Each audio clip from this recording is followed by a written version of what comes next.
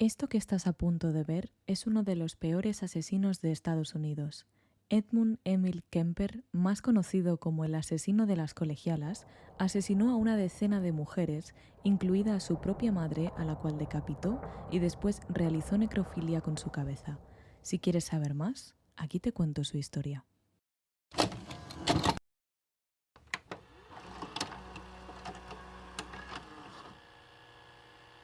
Para este caso tenemos que situarnos en 1948, en Estados Unidos, concretamente en Burbank, California, una pequeña ciudad en el condado de Los Ángeles. Ed vivió una infancia un tanto extraña. Siendo el mayor de dos hermanas, su madre, Elizabeth, lo obligaba a dormir en el sótano de su casa por miedo a que abusara de ellas. Ella tenía una visión del sexo como algo tabú, incluso se podría decir que lo tenía demonizado. Con una madre extremadamente católica y un padre bastante ausente, era el cóctel perfecto para que Edmund desarrollara problemas psicológicos a lo largo de su infancia. Sus padres se separaron cuando él tenía 9 años, hecho que causó un sentimiento de abandono muy grande a Edmund, ya que él tenía como referente a su padre, al cual admiraba profundamente. A él no le gustaba vivir con su madre debido al constante maltrato que tenía que aguantar.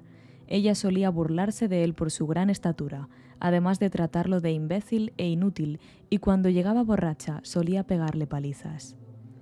A pesar de estos sucesos en su vida personal, Ed era un chico muy inteligente para su edad, con un coeficiente de más del 145, es decir, un genio. Era un buen alumno en la escuela, pero bastante tímido con sus compañeros. Su estatura fue el gran problema de esta etapa. A los 11 años ya le sacaba dos cabezas a sus compañeros de clase y en lugar de favorecerlo, lo transformó en un blanco constante de burlas a las que él no reaccionaba ni respondía, simplemente agachaba la cabeza. Estos constantes abusos por parte de su madre y de sus compañeros hicieron que Ed desarrollara una rabia contenida en su interior.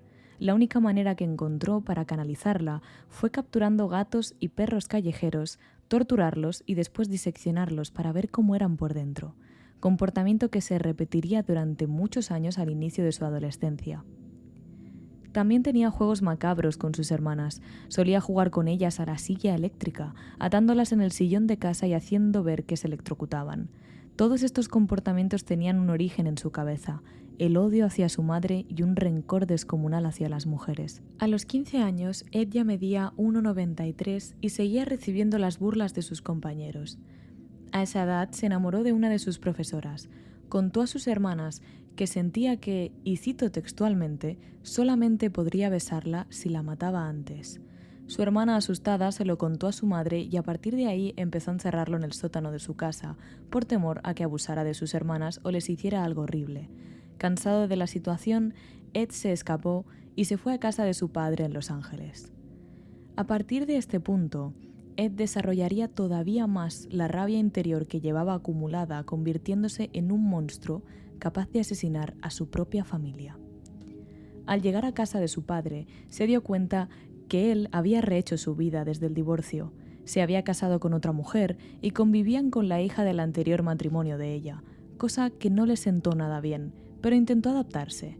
Ed y la hija de su madrastra no se llevaban bien, y la convivencia se hizo insoportable. El padre de Edmund se quitó el problema de encima mandando a su hijo a vivir con sus abuelos paternos en el campo. Lo que no sabía es que los acababa de sentenciar a muerte. La abuela de Ed Kemper era un calco a su propia madre, llena de malicia, manipuladora y una maltratadora psicológica. El joven se había visto envuelto en el mismo círculo del que intentó huir en su día. Las constantes peleas con su abuela no cesaron, hasta que un día en la cocina de la casa tuvieron una bronca descomunal. Fue un 27 de agosto de 1964. Ed y su abuela discutieron, y él decidió salir a cazar con un rifle que le había regalado su abuelo. Ya que era una casa de campo, tenía bastante terreno para disparar, y se empezó a alejar de la casa. Seguía caminando en dirección opuesta a la casa cuando empezó a escuchar los gritos de su abuela detrás. Le gritaba desde una ventana, diciéndole que todavía no había terminado con él. Esto enfureció a Ed, por lo que entró de nuevo en la casa, dirección a la cocina. Cuando entró, vio a su abuela de espaldas, le apuntó con el rifle directamente a la cabeza y disparó. Se dio cuenta de que la había matado, pero no tuvo suficiente. Siguió disparando más veces al cadáver y después la apuñaló hasta agotarse. Envolvió la cabeza de la mujer y la arrastró hasta el dormitorio. Al cabo de media hora llegó su abuelo. Ed actuó de manera fría y se cruzó con él portando el rifle en sus manos. Le comentó que iba de caza. Al dejar pasar a su abuelo, se dio la vuelta y le disparó por la espalda, igual que había hecho con su abuela. Llevó el cadáver al garaje y meticulosamente limpió la sangre de la cocina. Fue en ese momento cuando se dio cuenta de lo que había hecho y no tuvo mejor idea que llamar a su madre.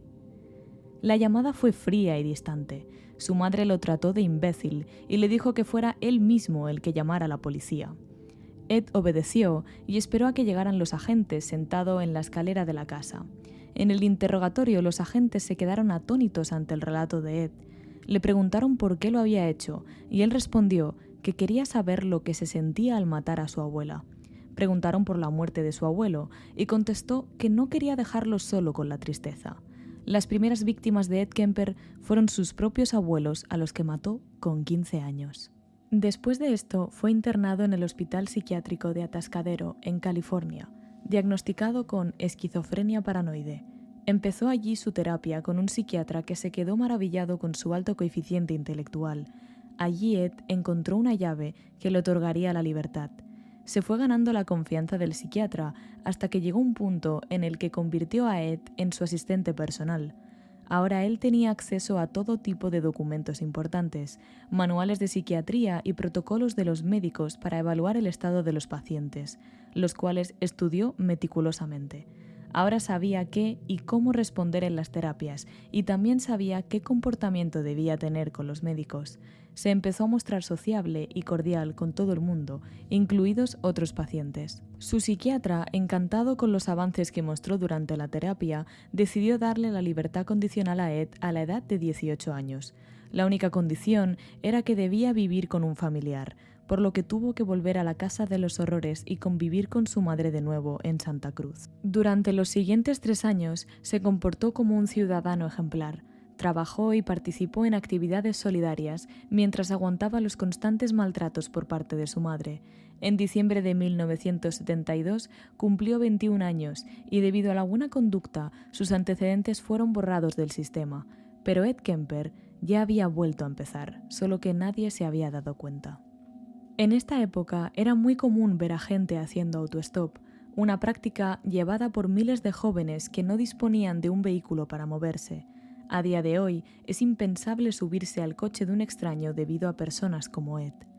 Ya que había estado trabajando, fue capaz de comprarse un coche con el que llevaba a su madre a su empleo en el campus universitario de Stanford, por lo que le dieron un pase para poder entrar al campus y un adhesivo que llevaba en su coche para poder aparcar dentro. Por esas razones, las estudiantes del campus no dudaron en subirse al coche de Ed cuando las recogió haciendo autostop. El 7 de mayo de 1972, Mary Ann Peace y Anita Luchesa, estudiantes de 18 años, necesitaban un vehículo que las llevara hacia el campus universitario. Decidieron hacer autostop y desgraciadamente subieron al coche de Ed Kemper, siendo ese su último día con vida. Mientras estaban en el coche, notaron cómo Ed cambió de rumbo varias veces y las empezó a llevar por vías secundarias, asegurando que así llegarían antes.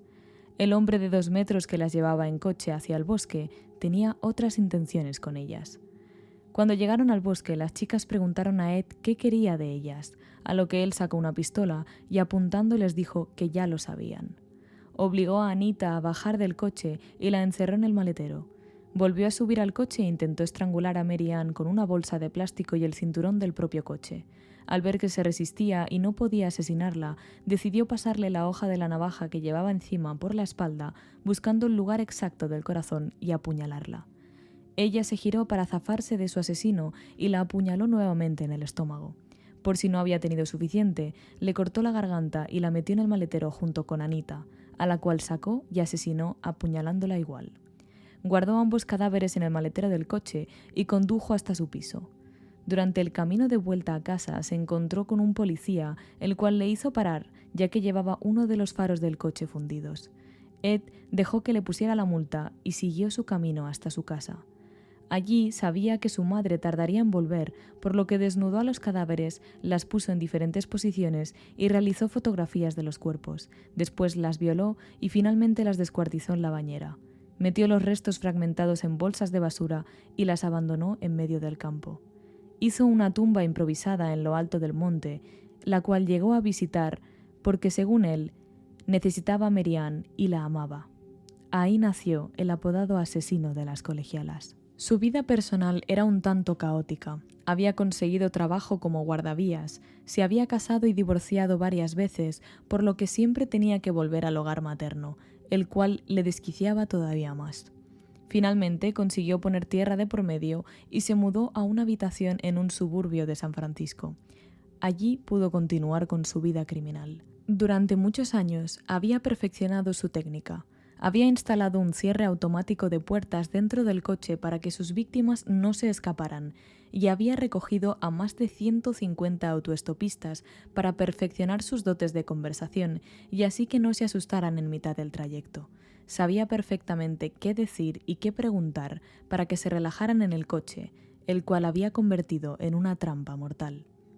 La siguiente víctima de Ed, viviendo ya en San Francisco, fue una joven de 15 años llamada Aiko Ko, la cual iba de camino a su clase de baile. Consiguió convencerla para que subiera al coche e hizo lo mismo que con las dos anteriores. La llevó al bosque, abusó de ella, la estranguló y metió el cadáver en el maletero del coche. Lo curioso de esta ocasión es que Ed tenía visita con el psiquiatra forense al cual veía de tanto en tanto para comprobar su estado mental. La visita fue tan buena y consiguió engañarlos a todos con su frialdad que eliminaron todos sus antecedentes. Lo que ellos no sabían es que llevaba el cadáver de la pobre Aiko metido en el maletero de su coche. Volvió a su casa, realizó fotografías y después la descuartizó. De vez en cuando, a Ed le gustaba volver al hogar donde vivía con su madre por si acaso ella notaba algo diferente, por si se daba cuenta de su instinto asesino. Con su tercera víctima, Cindy Chall, repitió el mismo modus operandi que con las demás, pero esta vez decidió enterrar la cabeza en el jardín de su casa. La enterró mirando en dirección a la habitación de su madre, ya que según él, le encantaba la atención y quería dársela. Durante todo un año no dejaron de desaparecer jóvenes que hacían autostop y después aparecían descuartizadas en el bosque. Para ese momento llevaba 10 víctimas y todas las muertes se producían después de que Ed y su madre discutieran, haciendo que la ira se apoderara de él y alguna pobre desconocida terminara pagando todos los años de maltrato. Después de esa doble vida llena de atrocidades, Ed ya no podía más, y al fin llegó la fatídica noche del 20 de abril de 1973. Ed dormía, pero escuchó cómo su madre volvía de fiesta borracha. Salió de su cuarto para ver el estado de su madre y ella volvió a insultarle como de costumbre. La madre de Ed se metió en su cuarto y se tumbó en la cama. Pasada media hora, Ed irrumpió en la habitación de ella con un martillo y la asesinó a base de golpes. Después le cortó la cabeza, practicó sexo oral con ella y tiró sus cuerdas vocales por el triturador de la cocina. Dejó la cabeza en un estante y se dedicó a gritarle durante horas mientras le tiraba dardos. Cuando se cansó, recogió todo, limpió la sangre y se fue a dormir. Al día siguiente le invadió un sentimiento de abandono inhumano y el pánico se apoderó de él. Pensó en diferentes historias para justificar la falsa desaparición de su madre y lo mejor que se le ocurrió fue llamar a una amiga de ella, Sally Hallett, de 59 años. Pensó que si mataba a su amiga y las dos desaparecían, podía optar por la historia de la fuga. La invitó a su casa con la excusa de ver una película los tres juntos. Cuando Sally llegó y se sentó en el sofá, Ed la mató a golpes y la estranguló. Después guardó el cadáver en un armario junto al de su madre. Después de realizar semejante locura, decidió que era momento de huir. Llevaba un año entero matando sin parar, y su obra final había sido matar a su madre. Pero eso le llenó de un vacío insoportable. Decidió ir al bar que siempre frecuentaba y se tomó unas copas con dos agentes de policía que no tenían ni idea de con quién estaban bebiendo. Después de esto, dejó su casa con los cadáveres e intentó huir. Mientras iba dirección hacia Colorado, escuchó cómo en la radio se hablaba de el asesino de las colegialas y que todavía no habían sido capaces de dar con él. Esto indignó demasiado a Ed e hirió completamente su ego. cómo era posible que los policías no estuvieran dando con él. Paró el coche y decidió llamar a la comisaría, entregándose. Los policías no le creyeron y no fue hasta una segunda llamada que entonces empezaron a tomarlo en serio. Se entregó él mismo, declaró sin la presencia de un abogado y contó con todo lujo de detalles cómo había matado a todas las jóvenes, incluidas a su madre y a su amiga. La sentencia fueron 8 cadenas perpetuas por cada asesinato que cometió, sin contar a sus abuelos. Su vida en la cárcel fue muy similar a la de sus años en el psiquiátrico. Esta vez se ganó la confianza de los policías y hasta de agentes del FBI. En concreto, Robert Ressler, que en ese momento estaba investigando el comportamiento de los asesinos en serie. Él y su compañero decidieron ir a visitar a Kemper en la cárcel para que les contara las atrocidades que había cometido y así poder meterse en su mente e intentar comprender por qué alguien haría algo así y poder plasmarlo en su libro Homicidios sexuales, patrones y motivos. Fue gracias a este libro que se descubrió mucha información para poder estudiar a este tipo de monstruos. Es completamente desgarrador y atroz cómo Ed llegó a odiar tanto a su madre por el constante maltrato que recibía que llegaron a pagar personas inocentes por el monstruo que ella misma había creado. Quiso matarla desde mucho antes de que se le pasara por la cabeza. El odio y rencor hacia las mujeres infundido por su propia madre destrozó la vida de familias enteras. Odiaba todo de ella. Por eso sus víctimas eran estudiantes de la universidad donde ella trabajaba, todas mujeres, y las mataba después de discutir con ella para canalizar todo el odio que llevaba dentro. Hasta que la mató y entonces decidió no volver a matar más. Según él, ya no tenía la necesidad. Quiero dejaros un fragmento de una de las entrevistas que le hicieron para que veáis cómo Ed hablaba de su madre y cómo era totalmente consciente de los crímenes que había cometido. You were involved in the campus because your mother worked there. Yes.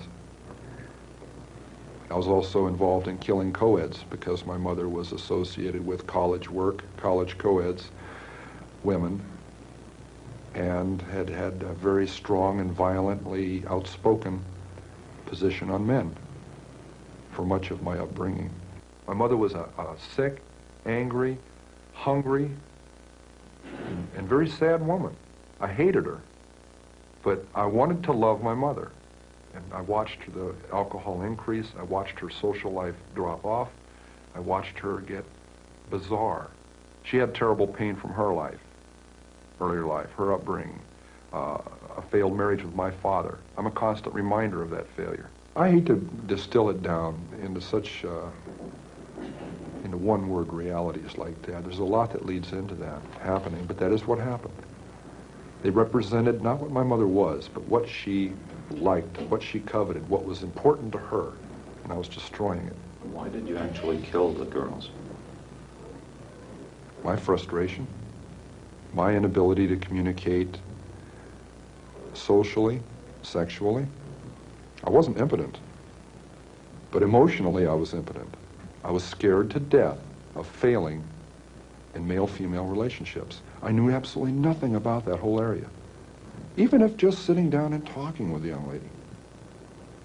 I need to be able to really communicate, and ironically enough, that's why I began picking people up. And I'm picking up young women, and I'm going a little bit farther each time. It's a daring kind of a thing. At first there wasn't a gun. I'm driving along. We go to a vulnerable place where there aren't people watching, where I could act out, and I say, no, I can't. And then a gun is in the car, hidden. And this craving, this awful, raging, eating feeling inside. I could feel it consuming my insides, this fantastic passion. It was overwhelming me. It was like drugs. It was like alcohol. A little isn't enough. At first it is. And as you adjust to that psychologically and physically, you take more and more and more. It's the same process. So it finally came down to the thing of, do I dare bring this gun out? Already realizing if that gun comes out, something has to happen. It was going to happen. I didn't see it then, but it was going to happen. I was playing a dangerous game with a loaded gun that got us all. A día de hoy, Edmund Kemper cumple sentencia en una prisión de California y tiene 74 años. Él mismo pidió no salir nunca de la cárcel, ya que, y cito textualmente, alguien como él no debería estar fuera y repetir lo que una vez se hizo. Si quieres que hable de algún otro asesino en serie o algún caso sin resolver, déjamelo en los comentarios. Espero que te haya gustado el vídeo y recuerda, a veces la realidad supera la ficción. Buenas noches.